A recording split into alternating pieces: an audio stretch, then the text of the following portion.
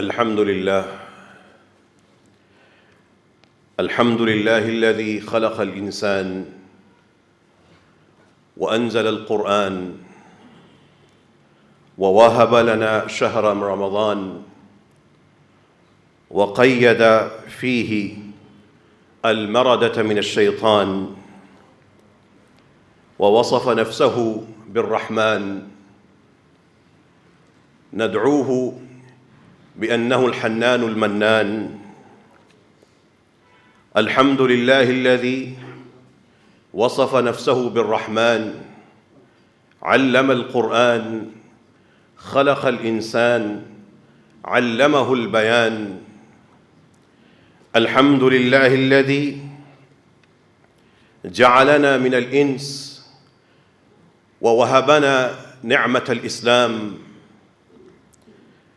اللهم لك الحمد حمداً كثيراً طيباً مباركاً فيه. اللهم صل على نبينا محمد وعلى آل محمد كما صليت على إبراهيم وعلى آل إبراهيم إنك حميد مجيد.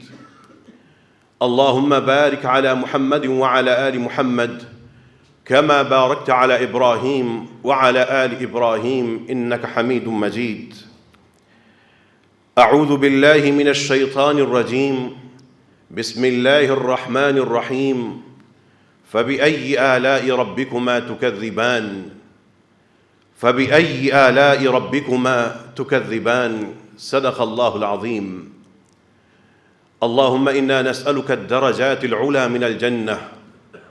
اللهم إنا نسألك الهدى والتقى والعفاف والغنى. اللهم إنا نسألك علما نافعا وعملا متقبلا ورزقا طيبا. ربنا آتنا في الدنيا حسنة وفي الآخرة حسنة وقنا عذاب النار. رسول اللہ صلی اللہ علیہ وسلم کی مجلس کا ایک منظر ہے، وہ مبارک، وہ معطر، وہ مزین مجلسیں جہاں سے انسانیت کے لیے ہدایت کی کرنیں پھوٹتی ہیں۔ رسول اللہ صلی اللہ علیہ وسلم کے پاس ایک شخص آیا، کوئی ہمیں جیسا آیا، آ کے کہنے لگا ارأیت یا رسول اللہ من عمل الذنوب كلها ولم يترك منها شيئا۔ پیغمبر خدا، آپ کا اس شخص کے بارے میں کیا خیال ہے جس نے ہر قسم کا گناہ کر لیا ہو اور کوئی گناہ کا رنگ باقی نہ رہ گیا ہو؟ فہل لذلک من توبہ، کیا ایسے خطا کار گناہ گار کے لیے کوئی بخشش کا راستہ ہے؟ رسول اللہ صلی اللہ علیہ وسلم نے پوچھا هل اسلمت، کیا دائرہ اسلام میں داخل ہو چکے ہو؟ گواہی دینے لگا ہاں اشہد ان لا الہ الا اللہ وانک رسول اللہ، میں اس چیز کی گواہی دے چکا ہوں کہ اللہ کے سوا کوئی مستحق عبادت نہیں ہے اور آپ اللہ کے پیغمبر ہیں۔ رسول اللہ صلی اللہ علیہ وسلم نے اس کے گناہوں کی تفصیل نہیں پوچھی۔ رسول اللہ صلی اللہ علیہ وسلم نے اسے چند جملے کہے، وہ جملے ہم سب کے لیے امید، ہم سب کے لیے سہارا، ہم سب کے لیے رمضان میں محنت کرنے کا فارمولہ اور ہم سب کے لیے بشارت اور ہم سب کے لیے رحمت کا ایک دروازہ ہیں۔ ایک زندگی آپ وہ جی رہے ہیں جس میں آپ سانس لیتے ہیں۔ ان جملوں کی روشنی میں دوسری زندگی جینا شروع کر دیں. ایک 24 گھنٹے وہ ہیں جو آپ نے گزار رہے ہیں، گزارنے ہیں. ایک اپنا پیچھے سے معاملہ کرتے ہوئے وہ زندگی گزاریں، اس کو دوبارہ جینا شروع کر دیں جو گزار چکے ہیں، اس کا حساب شروع کر دیں، اپنا محاسبہ شروع کر دیں. رسول اللہ صلی اللہ علیہ وسلم فرما رہے ہیں، اے ہر قسم کا گناہ کرنے والے، گناہوں میں لت پت، دربار نبوت پہ آنے والے، تمہیں کرنا یہ ہوگا تفعل الخیرات، نیکیاں کرنا شروع کر دو. تفعل الخیرات، نیکیوں میں حصے دار بن جاؤ. تفعل الخیرات، اپنی زندگی میں نیکیوں کی جگہ بنانا شروع کر دو. تفعل الخیرات، اپنی زندگیوں میں منصوبہ بندی نیکیوں کے لیے کرنا شروع کر دو. تفعل الخیرات، صبح و شام ان موقعوں کو ڈھونڈو. وتترک السیئات، اور جو بچ گئی ہے اس میں برائیوں سے بچ کے رہو، چھوڑ دو.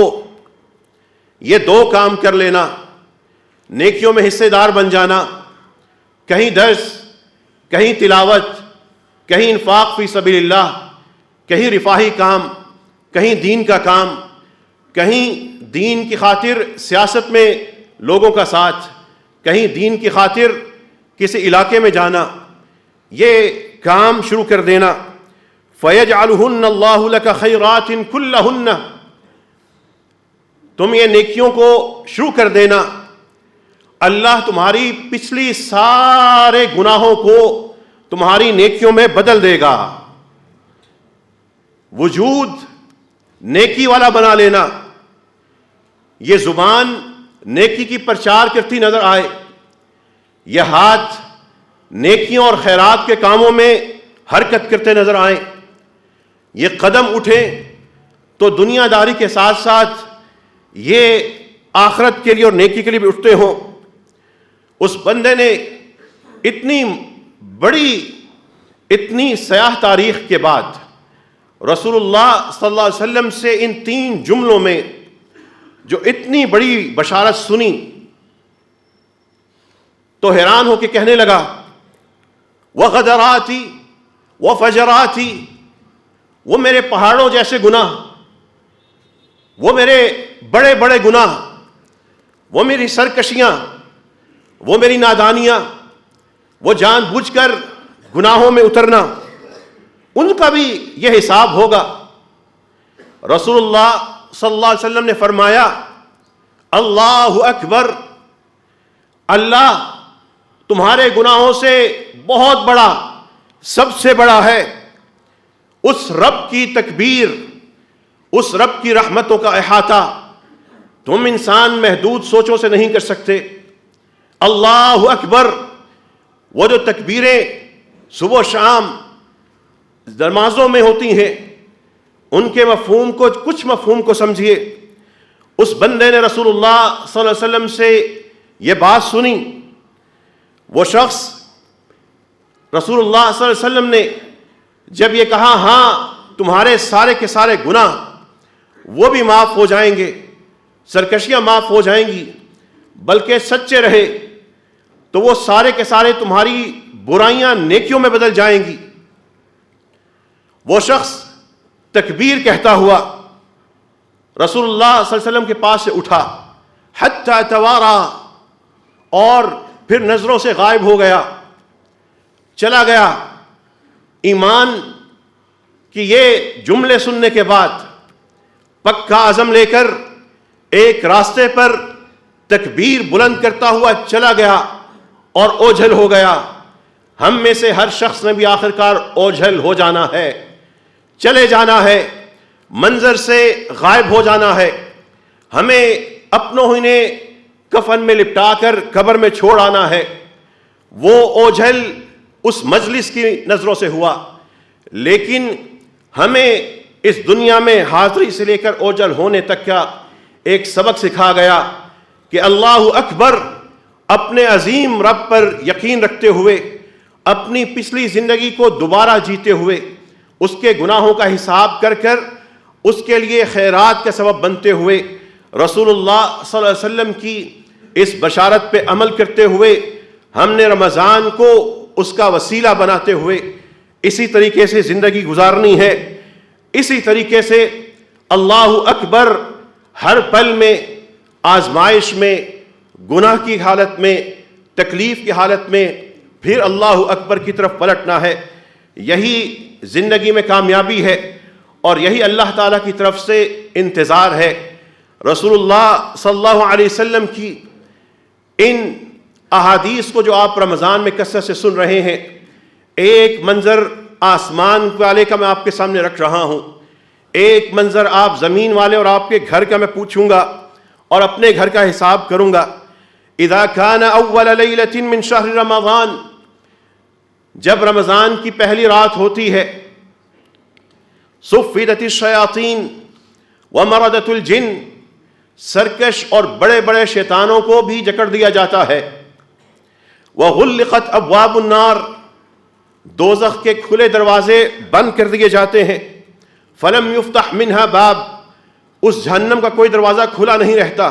وفتحت ابواب الجنہ، جنت کے دروازے خوب کھول دیے جاتے ہیں۔ فلم یغلق منہا باب، اب اس میں سے کوئی بند نہیں رہتا۔ یہ منظر آسمان پہ ہے، یہ منظر جنت میں ہے، یہ دوزخ میں ہے۔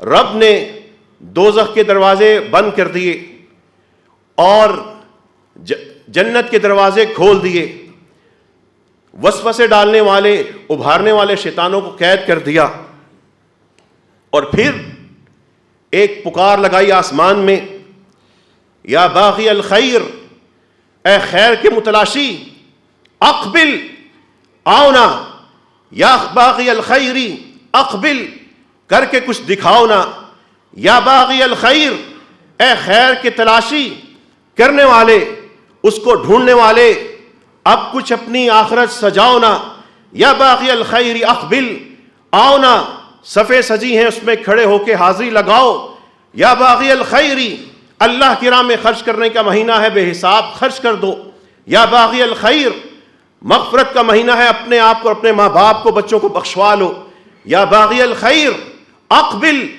آؤ، اللہ تعالیٰ وہاں سے کہہ رہے ہیں آؤ، اور دوسری پکار لگ رہی ہے، وَيَا بَاغِيَ الشَّرِّ أَقْصِرْ، اے شر کو تلاش کرنے والے، اس میں اپنی زندگی کو صرف کرنے والے، اقصر، اب تو بس کرو، اقصر، اب تو باز آ جاؤ، اقصر، ان دنوں کی ہی کوئی شرم کھا لو، اقصر، دروازے جہنم کے بند، جنت کے کھلے، بس کرو اور اس میں داخل ہو جاؤ۔ یہ آسمان کی ندائیں ہیں، آسمان کا منظر ہے، لیکن اپنے گھر کا منظر تو بتائیے۔ اللہ نے جہنم کے دروازے بند کر دیے، ہم اپنے گھروں میں جہنم کی کھڑکیاں بند نہیں کر سکے۔ ان جہنم کی کھڑکیوں میں سے میوزک بھی آ رہا ہے، ڈرامہ بھی وہاں سے دکھائی دیتا ہے، فلمیں بھی چلتی ہیں، غلاظت پر مبنی سیاسی ٹاک شوز میں اپنا وقت اور گھنٹے ضائع کر رہے ہیں، غیبتوں میں لگے ہیں، چغلیاں کر رہے ہیں، عید کی تیاری کرتے ہوئے رمضان کی ساعتوں کو قربان کر رہے ہیں، بھوک اپنے اوپر مسلط کر کے نمازیں چھوڑ کر سمجھتے ہیں کہ ہم نے روزہ رکھ لیا، اور ایک کھجور کو کھا کر یہ سمجھتے ہیں ہم نے سنتوں کو حق ادا کر دیا، گھر میں پکوڑے اور سمے سے سجا کر اور ڈشیں بنا کر سمجھتے ہیں کہ افطاری ہوئی اور شاندار ہوئی، کہ ابھی افطار کی قبولیت کے بارے میں بھی فکر کی۔ اگر وہی معاملے ہیں، باپ بھی نماز سے غافل ہے، ماں نے بھی کبھی پڑھ لی، ٹی وی بھی چلا لیا، سارا کچھ بھی دیکھ لیا، تھوڑا سا ساتھ اللہ اللہ کر لیا، یہ کیسا مذاق ہے، یہ کیسا باپ ہے، یہ کیسا گھر ہے جو اپنے بچوں کو دین کا تصور دیتا ہے تو وہ بھی ملاوٹ کے ساتھ اور گناہ کے ساتھ دیتا ہے۔ جو رمضان گزارتا ہے تو رمضان میں بھی نحوست کو شامل کر کے بچوں کو ڈھیلا کر کے تصویر پیش کرتا ہے، یہ کیسا لا الہ الا اللہ ہے، یہ کیسا رسول اللہ صلی اللہ علیہ وسلم پر ایمان ہے، یہ امتی کتنا عجیب ہے۔ صبح فجر سے پہلے کھانا کھا کے پھر فجر بھی نہیں پڑھتا، پھر نمازیں بھی گول کرتا ہے، کبھی کبھی مسجد آ جاتا ہے، جمعے کو خاص طور پہ اس لیے آتا ہے لوگ کہیں گے جمعہ بھی چھوڑ دیتا ہے۔ یہ کیسا انسان ہے؟ اس نے وہ جو کھڑکیاں اللہ نے دروازے بند کر دیے، اس نے کھڑکیاں کھول کے رکھی ہیں۔ وہ حرام، وہ بے پردگی، وہ جب ہمارے گھروں میں بچوں کے کانوں میں میوزک جاتا ہوگا تو کیا وہ جنت کے دروازے سے داخل ہوتے ہوں گے؟ ابھی بھی ہم جب ڈرامے دیکھتے ہوں گے تو کیا یہی رمضان تھا، یہی تقویٰ تھا؟ ابھی بھی جب دفتروں میں جا کے ہم بیٹھ کر مرد و خواتین غیر ضروری باتیں کر رہے ہوں گے، ہمدردیوں کے اظہار کر رہے ہوں گے، بچے اس کو ایجوکیشن میں جا کر وہ سب کچھ کر رہے ہوں گے جو ماں باپ کے اب تصور میں بھی نہیں ہے، کیا یہی لعلکم تتقون تھا؟ یہی رمضان کی کمائی تھی؟ وہ حدیثیں، وہ آیات جو فضیلتوں میں ہے، اس کا بس اثر یہی تھا کہ جمعے میں سنا اور سنایا اور ماشاءاللہ جزاک اللہ کہا اور سیڑھی اترنے سے پہلے بھول گئے۔ قرآن آوازیں لگا رہا ہے، آسمان سے ندا آ رہی ہے، یا باغی الخیر، خیر کے متلاشی، اقبل، آؤ نا۔ اور بندہ یہاں پر افطاری کر کے اتنا کھا کے بے سدھ ہوا ہے کہ اب قیام کے لیے دل نہیں لگ رہا۔ قرآن کہہ رہا ہے اقبل، آؤ نا مجھے کھولو تو صحیح۔ وہ اپنا سوشل میڈیا سے فارغ نہیں ہو رہا، بہت سی غراستیں دیکھیں، درمیان میں 2-4 حدیثیں شیئر کر دیں، خود پڑھی نہیں، 500 کو بھیج دیں، پڑھتے رہو، عمل کرتے رہو۔ یہ کیسا حدیث سے تعلق ہے؟ یا باغی الشر اقصر، آسمان کہہ رہا ہے باز آؤ، بس بھی کرو۔ وہ پھر سیاستدانوں کے عیب اور ایجنسیوں کی گھڑی ہوئی ساری کی ساری باتیں پھیلانے میں لگا ہوا ہے۔ وہ خفیہ ادارے جو ایک کو بناتے ہیں، ایک کو گراتے ہیں، پھر اس سے لڑتے ہیں، پھر اس کو غدار بناتے ہیں، وہ ان کے چال میں آ کر اپنی نیکیاں سیاستدانوں کو قیامت کے دن دینے کی تیاری کر رہا ہے۔ کسی کی بیوی کے پیچھے پڑا ہے، کسی کی بیٹی کی تضحیق کر رہا ہے، کسی کے باپ دادا کے کاروبار پہ لگا ہوا ہے۔ یہ کیسا مسلمان ہے؟ کیسا اخبار اور میڈیا نے اس کو پاگل کر دیا ہے، آنکھیں بند کر دی ہیں۔ وہ ان لوگوں کی غیبتیں کر کے، ان لوگوں کی جو کبھی صف اول میں نماز میں نظر نہیں آئے، جو کبھی اللہ کے نیک کاموں میں نظر نہیں آئے، ان لوگوں کا نمائندہ اور کارکن بن کے اپنی نمازیں ضائع کر رہا ہے، اپنے حج اور عمرے اور صدقے ان کو قیامت کے دن دے بیٹھے گا، ان کو گالیاں دے رہا ہے۔ یا باغی الشر اقصر، شر کے راستے پہ چلنے والے باز آ جاؤ۔ یا باغی الشر اقصر، دنیا کی آگ تم برداشت نہیں کر سکتے، اس کی آگ تو 70 گنا زیادہ ہے، اقصر، باز آ جاؤ۔ آسمان سے پکار آ رہی ہے اور بندہ سویا ہوا ہے۔ آسمان کا منظر وہ ہے، زمین کے منظر اپنے اپنے گھر کا خود طے کر لیں کہ میں نے گھر میں کیا منظر بنایا ہے۔ یہ جو رمضان ہے، اس کا قیام ہے، رسول اللہ صلی اللہ علیہ وسلم کے صحابہ کرام رضوان اللہ علیہم اجمعین، قیام ہو رہا ہے، قرآن پڑھا جا رہا ہے، قرآن پڑھا جا رہا ہے، سن رہے ہیں، تھکتے ہیں، لیکن یہی تھکاوٹ تو اصل ہدف ہے، اسی سے تو آگے گواہیاں جانی ہیں۔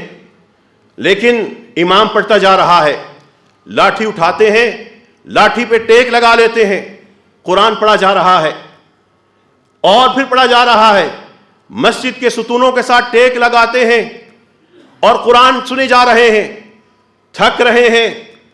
وہ تھکاوٹ جو کل رات قیام میں ہوئی آج کہاں گئی؟ غائب ہو چکی، لیکن اس کا اجر آگے جا چکا۔ اور جس نے کل رات کا قیام چھوڑا تھا، ریلیکس تھا، سکون میں تھا، اس کا وہ سکون ختم ہو چکا، وہ غائب ہو چکا، لیکن اس کا وہ موقع ضائع ہو چکا۔ یہ آسانیاں اور یہ چوریاں یہ قیامت کے دن کیسے سامنے آئیں گی؟ اور یہ تھکاوٹیں، یہ بھاگ دوڑ اللہ کی راہ میں، یہ کیسے سامنے آئے گا؟ ایک حدیث میں دونوں سمجھ لیجئے اور اپنا عزم تازہ کر لیجئے۔ رسول اللہ صلی اللہ علیہ وسلم فرماتے ہیں یؤتی بانعم اہل الدنیا من اہل النار یوم القیامہ، دوزخیوں میں سے اس شخص کو جو دنیا میں سب سے زیادہ خوشحال تھا اس کو لایا جائے گا۔ سب سے خوشحال تھا دنیا میں، ادھر دوزخ میں تھا، اس کو پیش کر کے فَيُسْبَغُ فِي النَّارِ صِبْغَةً، دوزخ میں ایک ڈبکی لگوائی جائے گی، ایک، پھینکا نہیں جائے گا، صرف ڈبکی لگوائی جائے گی، ایک پلٹا دیا جائے گا۔ ثُمَّ يُقال، کہا جائے گا یا ابن آدم، آدم کے بیٹے، هل رأيت خيرا قط، اس ایک ڈبکی کے بعد بتاؤ تو صحیح زندگی میں کبھی کوئی اچھائی اور سکون دیکھا ہے؟ وہ کہے گا لا واللہ یا رب، خدا کی قسم کوئی یاد نہیں ہے کبھی میری زندگی میں سکون آیا ہو۔ ایک جہنم کی ڈبکی ساری کی ساری پچھلی آسانیوں اور نعمتوں کو بھلا دے گی۔ یہ جو دین کو یہ سمجھتے ہیں کہ لا الہ الا اللہ محمد الرسول اللہ کہہ دیا، دو چار مولوی صاحب کو 100 کا نوٹ پکڑا کے اپنے آپ کو بخشوا لیا، بھوکے پیاسے روزہ رکھتے رہے، کبھی مسجد میں پہنچ گئے باقی موقع ضائع کرتے رہے، گھر میں ٹی وی ڈرامے کھلم کھلا چلاتے رہے، لیکن نام اپنے نام کے ساتھ محمد رکھ لیا۔ اس مذاق سے نکلیے، یہ صرف اور صرف اپنا دھوکہ ہے۔ اس رمضان کا ایک ایک منٹ، ایک ایک لمحہ قیمتی ہے۔ کسی سیاسی ٹاک شو میں، کسی فرقہ پرست مولوی کے پیچھے چل کر، کسی کی غیبت میں، کسی کو تکلیف دینے کے معاملے میں اس کو ضائع نہ کیجیے۔ جو لوگ اللہ کی راہ میں سرگرداں ہیں، کوشش کر رہے ہیں، کوششیں کبھی مکمل نہیں ہوتی، لیکن اللہ کو صرف کوشش کرنے والے پسند ہے۔ جو چلا بالش بھر، اس کو اللہ اس سے زیادہ اس کے پاس آتے ہیں۔ جو چلے گا اللہ اس کی طرف دوڑتے ہیں، جو دوڑتے ہیں اللہ اس کو سنبھال لیتے ہیں۔ دوسرا بندہ تھکتا رہا، رزق کے حلال پہ گزارا کرتا رہا، بچوں کی خواہشیں پورا نہیں کر سکتا تھا، لیکن حرام کی طرف نہیں گیا، نمازیں پڑھتا رہا، نیک کام کرتا رہا، تھکتا تھا۔ دوسرا بندہ ہوگا اب اس شخص کو جو دنیا میں سب سے تکلیف دہ حالت میں زندگی گزار کے جنت کی طرف جا رہا ہوگا، اس کو لایا جائے گا۔ زندگی کیا ہے؟ بیماریاں ہیں، پریشانی ہے، افلاک ہے، بھوک ہے، بے لباسی ہے، فقر ہے، لیکن بندہ ایمان پر ہے۔ اس شخص کو اللہ تعالی فَيُسْبَغُ فِي الْجَنَّةِ صِبْغَةً، ایک ڈبکی لگوائی جائے گی جنت کی، اور پھر پوچھا جائے گا اے آدم زاد، کبھی زندگی میں کوئی تکلیف دیکھی؟ کبھی دیکھی تھی کوئی تکلیف؟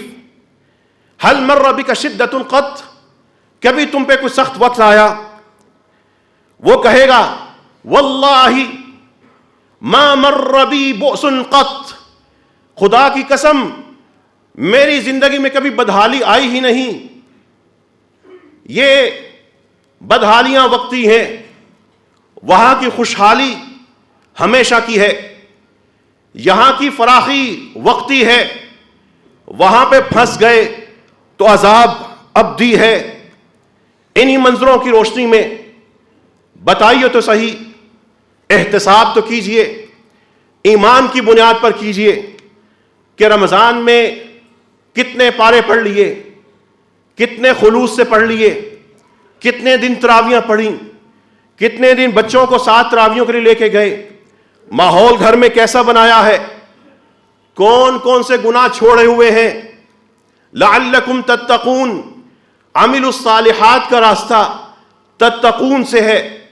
پہلے غلاظت کو بند کیجئے، اس کے بعد ہوا صاف ہونا شروع ہو جائے گی۔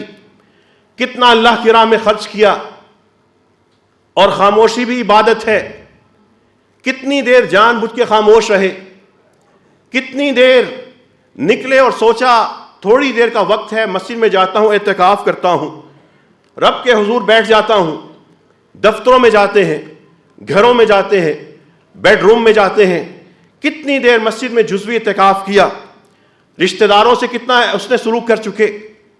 من قام رمضان، یہ سوال اپنے ذہن میں لے آئیں، یہ سوال اپنا دستور بنا لیں، چلتے ہوئے، اٹھتے بیٹھتے، نماز پڑھتے ہوئے، سلام پھیرتے ہوئے، ذکر کرتے ہوئے۔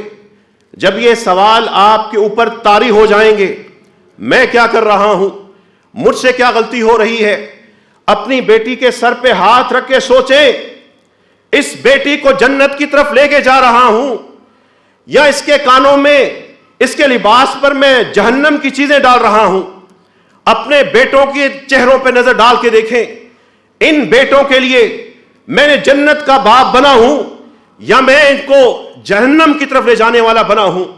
اپنی ماں کے چہرے کی طرف یا اس کی قبر پر کھڑے ہو کے سوچئے گا، اس رمضان میں جا کر سوچئے گا، دیکھ کے سوچئے گا کہ میری ماں، میرا باپ، میں اس کے لیے میرا وجود صدقہ جاریہ ہے، یا میں اس کے لیے قیامت کے دن وبال بن جاؤں گا۔ بیٹیاں سوچئے، بیٹیاں اپنے ماں باپ سے وفادار ہوتی ہیں، شاندار وفادار ہوتی ہیں۔ وہ یہ سوچیں کہ میری صبح و شام کی وجہ سے، خاص کر اس رمضان میں اپنے ماں باپ کے لیے جنت کا تحفہ بن رہی ہوں، یا میں جہنم کی طرف ان کا سودا بن رہی ہوں۔ بیٹیوں کو تو اللہ نے اتنا بلند مقام عطا کیا ہے کہ جس کی 4 یا 3 یا 2 یا 1 بیٹی بھی ہوئی، وہ اپنے باپ کو جہنم سے بچا لے گی۔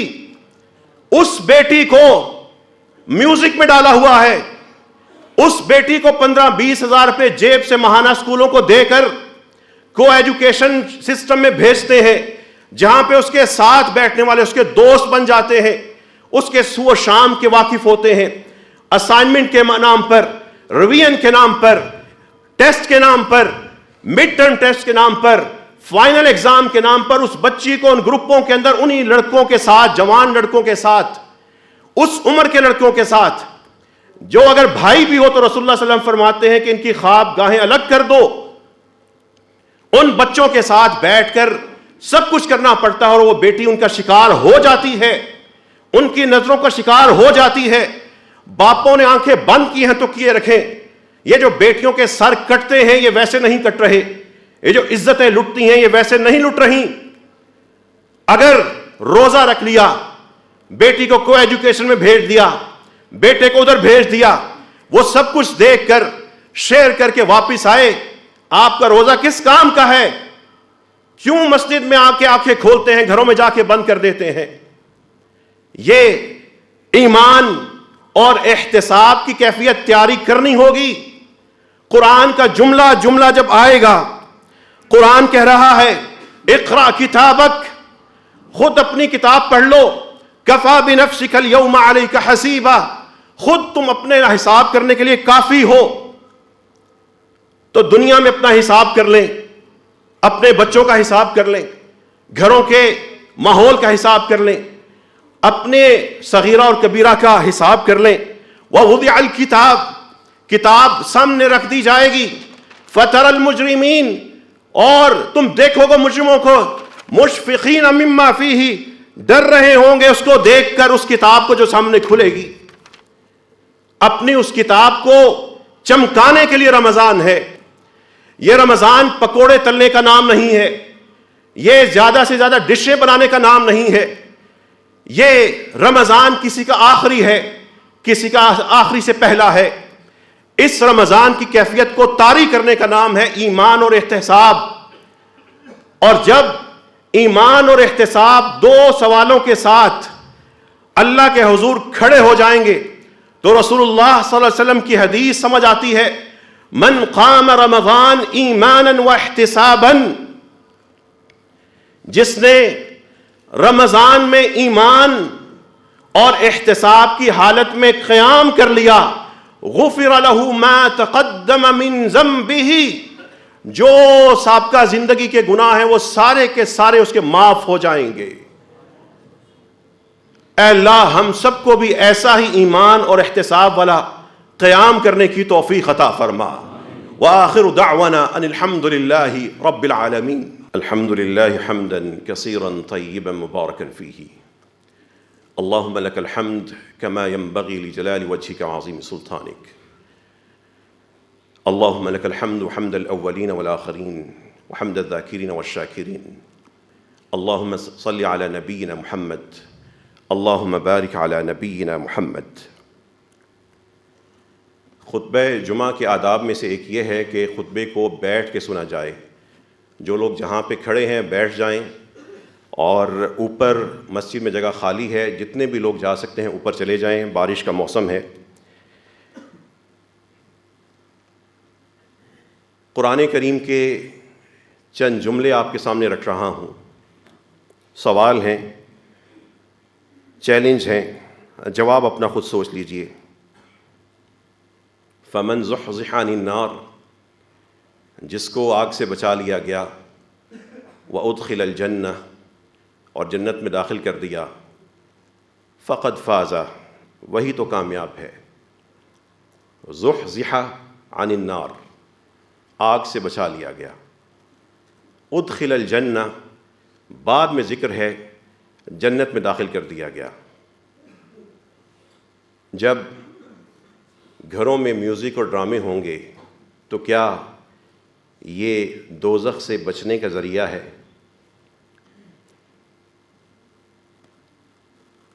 جب سوشل میڈیا پہ سب کچھ دیکھ رہے ہیں، بندہ اس سے دوزخ سے بچتا ہے. جب باپ بھی نماز نہ پڑھے یا کوتاہی کرے، ماں بھی ایسے کرے، تو کیا دوزخ سے بچنے کے لیے یہی ہو رہا ہے؟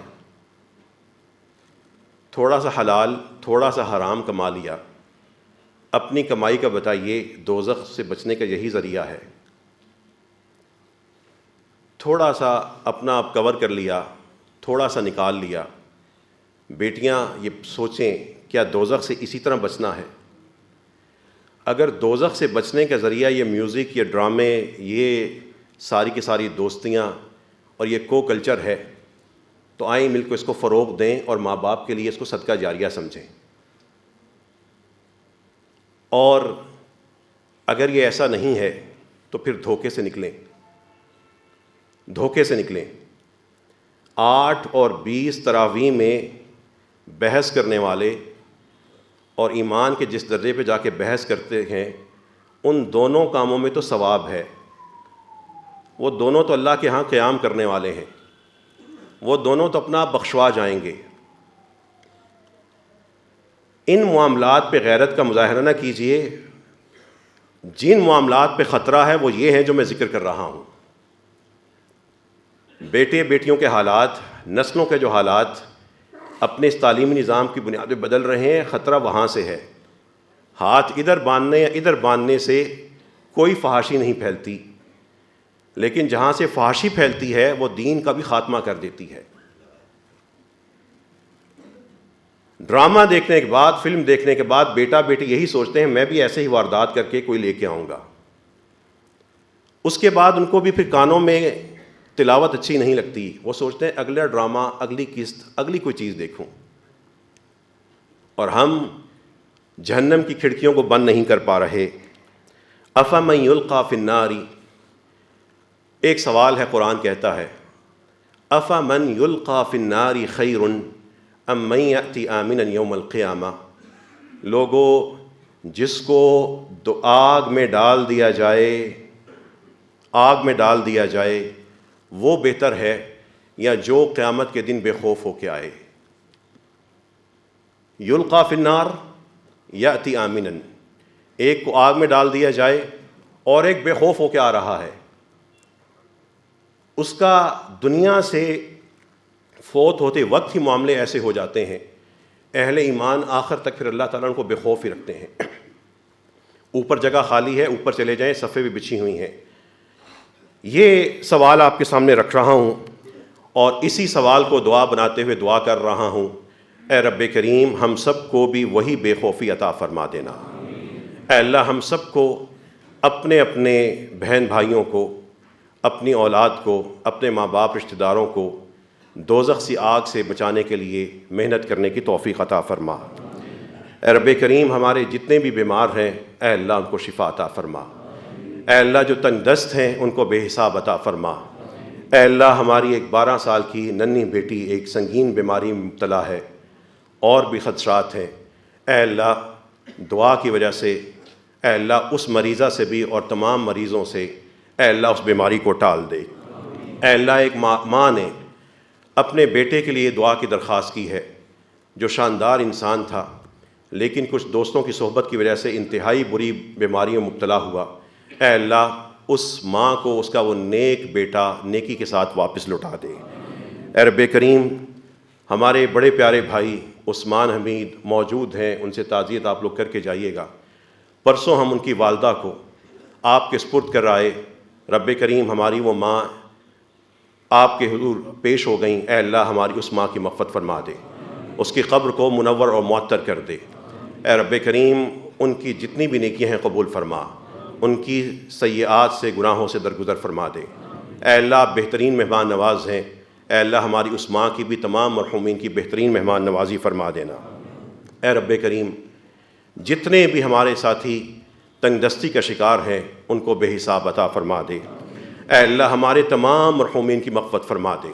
یہاں پر موجود ہر شخص کو، چھوٹے بڑے کو، خاتون اور مرد کو اے رب کریم اپنے اپنے ماں باپ کے لیے صدقہ جاریہ بنا دے۔ اے اللہ ہمیں رمضان میں کثرت سے خیرات کرنے کی توفیق عطا فرما۔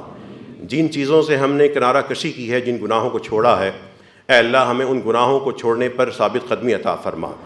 اے اللہ ہماری جوانی، ہماری عمر کا ہر حصہ اے اللہ نیکی میں صرف کرنے والا حصہ بنا دے۔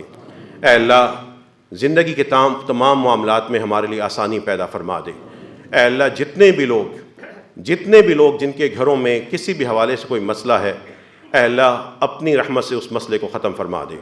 اللہم لا تدع لنا ذنبا الا غفرتہ ولا ہما الا فرجتہ ولا دینا الا قضیتہ ولا مریضا الا شفیتہ ولا بعیدا الا قربتہ ولا صعبا الا یسرتہ ولا محروما الا اعطیتہ ولا بعیدا الا قربتہ۔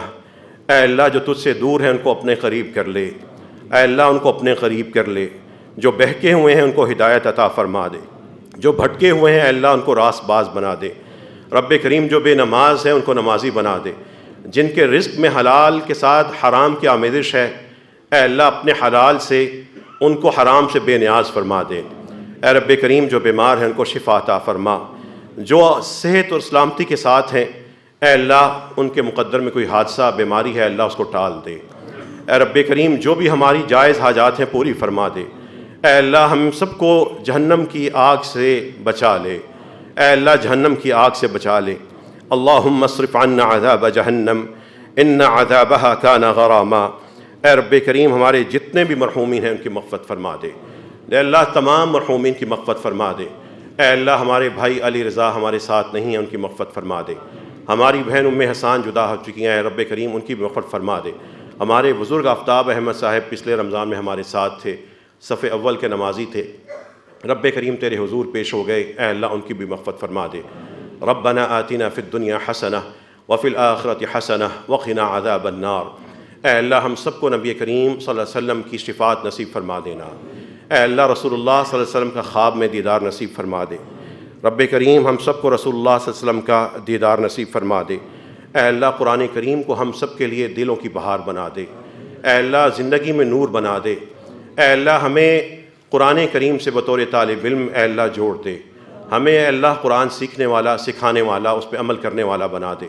اے اللہ اس قرآن کی جو ہم تلاوت کر رہے ہیں، جو قیام کر رہے ہیں، جو صدقے دے رہے ہیں، اے اللہ یہ ناقص باتیں ہیں، لیکن اے اللہ آپ کی رحمت وسیع ہے۔ اے اللہ اپنی رحمت کے ذریعے ہمارے ان تمام اعمال کو قبول فرما۔